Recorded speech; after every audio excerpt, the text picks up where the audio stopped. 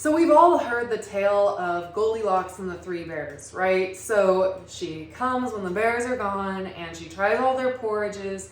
One's too hot, one's too cold, and one is just right.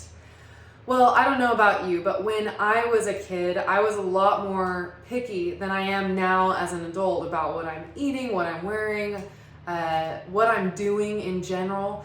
And the same thing goes for plants. When they're young and even before germinating, the seeds themselves are a lot more picky than mature plants are. And so in this session, we're going to focus in on making a hospitable environment, controlling the climate, the microclimate around the seed trays to ensure the highest rate of germination and the best success for your seedlings directly after they germinate. What do I mean when I'm saying climate control? I'm not talking about planet Earth and climate change. I'm not talking about even the weather outside per se. I mean, sometimes the weather does get involved, especially where greenhouse is concerned. But when I'm talking about climate control, I'm talking about controlling the water, light, and temperature around your growing space, around your seed trays in this instance. So really I should be using the term microclimate control. But in greenhouse operations, we refer to this as climate control. So there are three factors that I mentioned: water, light, and temperature. And the most important that we need to discuss is water. And that is simply because water is necessary for all seed starting. It is the thing that triggers all seeds to start the germination process. Water imbibition into the seed coat is the first step of germination. So what I mean by imbibition, it's a textbook word for when water soaks into the seed coat and it starts the process of turning on all of the hormones and unlocking nutrients and makes the seeds start to just get going. It's go time. Once water touches the seed, there's no turning back. It is the green light, and your seed is going to start doing processes that maybe aren't visible to you, but it's happening. So what that means is, there's a couple of things what that means. First, if water touches your seed, there's no going backwards. So if you have any seed that's exposed to moisture or has been exposed to moisture in the past, then there's risk that that seed won't be viable in the future. So it's always important, if you're storing your seed, to keep your seed dry. Second, when water touches your seed, there is this point between where the seed imbibes the water into the seed coat and when it actually shows a sign of growth. The radicle, or the first root, and the first shoot emerge from the seed, and you can see that visibly. That point, so you've got from water imbibition to the radical emergence, the period between those two things, you must continually keep the seed moist. It cannot dry out. If the seed dries out in that period, you risk the fact that the seed will become no longer viable. It won't be living, it won't be able to germinate in the future, and it's just dead. That doesn't always happen per se, but there's a good chance that it will happen. So make sure when you are starting the process of germination that after you put the seed in the seed tray, that you continually keep that seed wet. So I have an example tray here of seeds that I've recently planted. You can't see them. They have not germinated yet, but they're in the process. I planted them about 3 days ago, and I'm assuming there's gonna be about 3 more days before I see any sign. But that means that in that time, 6 days I have to keep this tray, keep the surface completely moist, because if that moisture dries up and the seeds are dried out, then I won't have as high a germination rate. I will have a lower germination rate because some of the seeds will will die. So what's a good way to keep that moisture there on the surface, keep those seeds moist? We're going to talk about a couple things. First, I want to talk about the tools I use for watering in seed germination. The first one is something you might recognize. This is a mist bottle, and it creates a really fine, let's see, give it some pumps. It creates a really fine mist, droplet size, which is really important for seed germination because the small droplet size won't displace your seed or your soil, the seed or the media in the tray. So if you use a huge honking watering can like this, and you use that huge droplet size has lots of weight to it when it drops, when gravity takes it onto your seed tray, and it can splash and it can make the seeds displace, like come completely out of the tray or wash to sides of the tray. So that creates a huge inconsistency there. And it also can wash soil out of the tray, which is never good because that also means that the seed will dry out faster because there's less soil there to retain and store that moisture. So all that to say, it's really important to have a fine mist going. I remember the first time I saw one of these bottles, I was a 4-H'er showing pigs, and we use these to give to cool the pigs down and to give them a nice sheen before they go out into the show ring. So you definitely can get a hold of these at any ag supply store, farm supply store. You can order, this one's from Growers Supply. So they're really easy to get a hold of, and I usually keep quite a few around the place so I'm not always searching around for it.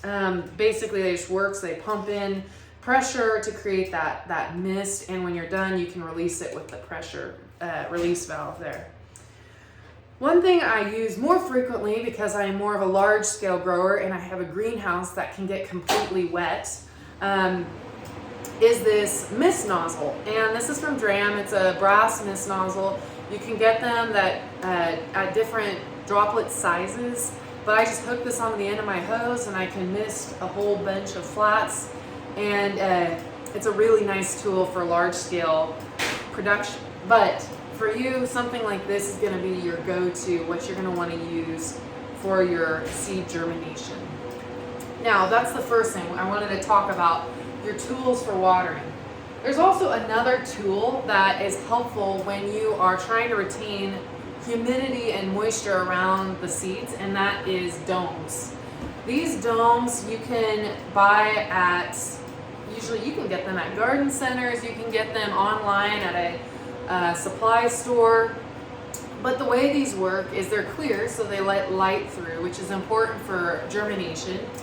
And they fit on a 10 by 20 tray, and they just retain the humidity like a terrarium around the surface of the soil. So it prevents evaporation from occurring as much. So that helps you, especially if you have to go to work and you have to leave your seeds and you can't check them morning, noon, and night. This helps you retain that moisture there so you don't have to worry about your seeds drying out as much. The next factor, climate factor, we're going to talk about is light. And I realize not everyone has a greenhouse or a sunroom, so we are going to take this to the basement.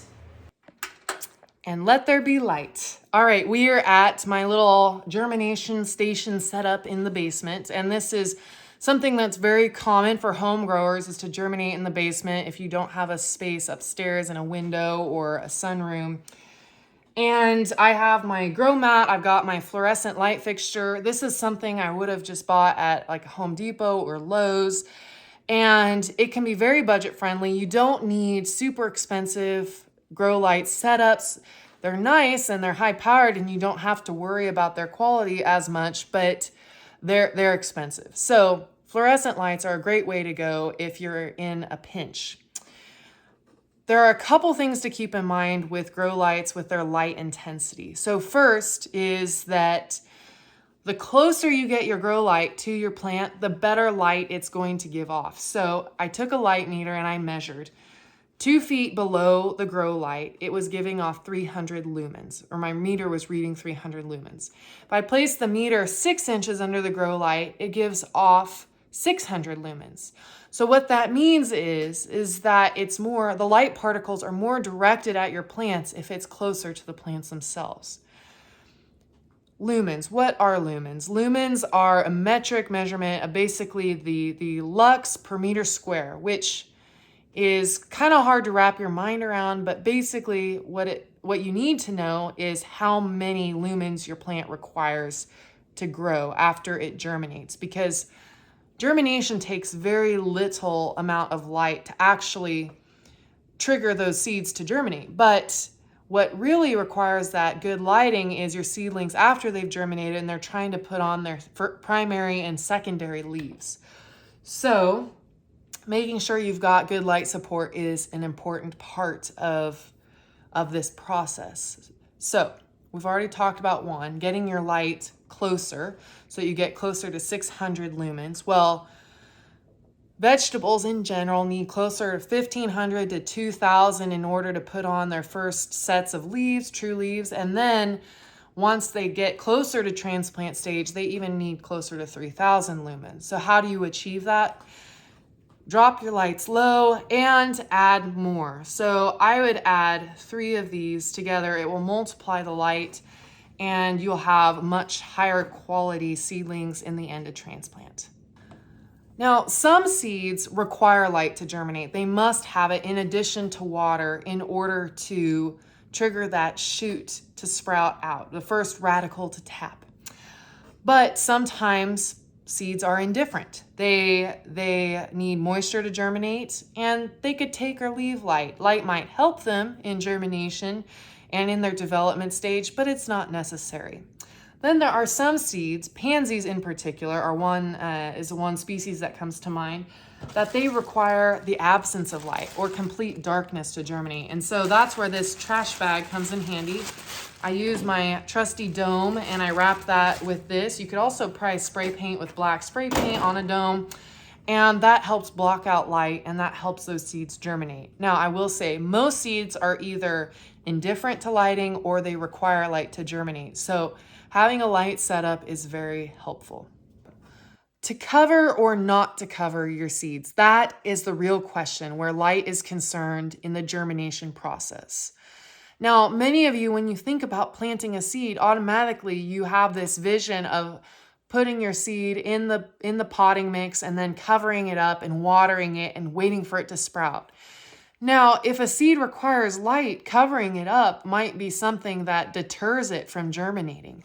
So with some seeds that really require light to germinate, like they have to have it, they might germinate faster if you simply place the seed on the soil surface, water it, just mist over it, and then leave it be. Put the dome over it and let that seed tap its radicle down into the soil after it germs. Now, some people aren't comfortable with this, so it helps to give some stability to the seedling right off the bat by covering it with a light layer of vermiculite. And vermiculite allows that light to shine through it and reach the seed, even though you're providing a light cover. Now, if the seed doesn't necessarily need light to germinate or it needs complete darkness, then it's okay to definitely give it a light cover, at least with the media that it's planted in. If you need help knowing whether or not to cover your seeds, definitely check out the resource guide. I have a little chart there with some common vegetables and herbs that will show you whether or not you need to cover them after planting. Really quick, let's talk temperature. Temperature is the last factor involved in germinating your seeds. It's not something that is super necessary to pay attention to unless you're getting into really extremes. So if you're in the basement and your basement gets pretty cold, a grow mat might be super helpful in keeping the soil temperature around the seed closer to 70 degrees. So a grow mat will help there. Another thing to keep in mind with temperature is if you increase the temperature of the soil, it can increase the evaporation rate. So sometimes you might have to water more frequently to keep that seed moist if you are adding grow mats below. Just keep in mind, grow mats are not always necessary, but they can be helpful in speeding up the germination process. Okay, so I want to bring this home for you. So I have a show and tell here. This is an oh so satisfying tray of pansies. They have their cotyledons outstretched, so not their true leaves, just their little seed leaves. And they are looking nice. This, I would like to tell you, is a result of not only starting with great materials, quality materials, but also understanding the climate and how to manipulate it to achieve the results that I want. So now you too, no matter if you're growing on a windowsill, underneath artificial lights in your basement, or in a hobby greenhouse, you too can achieve a seedling flat that looks like this. In the downloadable resource guide, I have a chart of the covering requirements, the light requirements for several common vegetables and herbs, as well as the temperature requirements. So I hope that you find that useful, and make sure you tune into the next session, which is all about seed stratification.